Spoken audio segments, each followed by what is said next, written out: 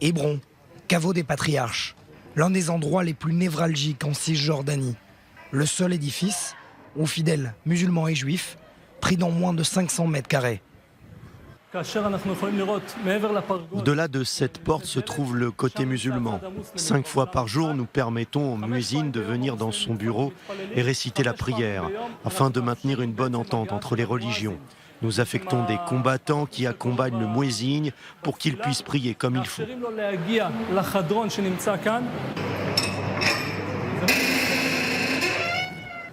Une fois que cette porte s'ouvre, un premier sas.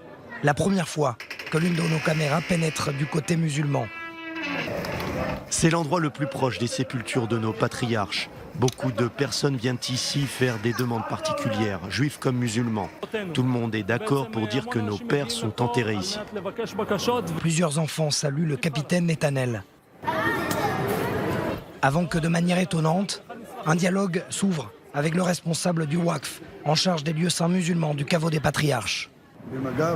Pas de problème avec les gardes frontières.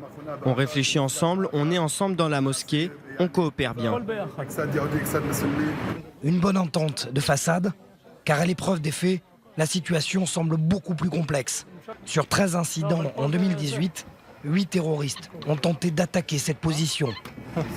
Un incident peut avoir lieu en quelques secondes. Depuis le début de l'année, 13 terroristes ont tenté d'attaquer nos forces à l'entrée du caveau ou les fidèles juifs qui sont ici. À cela, il faut ajouter 5 bombes artisanales qui ont été déposées ou jetées contre nos forces à la fin du mois de juin. La cellule a depuis été repérée et arrêtée. Et si ces bombes artisanales avaient atteint leur cible? Cela aurait causé des morts. Et que se serait-il passé? Je ne préfère pas évoquer le sujet. Dans la nuit de dimanche à lundi, voilà ce qu'ont découvert les forces de sécurité dans cette ville de Hébron, dominée par le Hamas. Une arme de guerre, des pistolets et des munitions. Une attaque pourrait alors avoir des conséquences dans toute la région.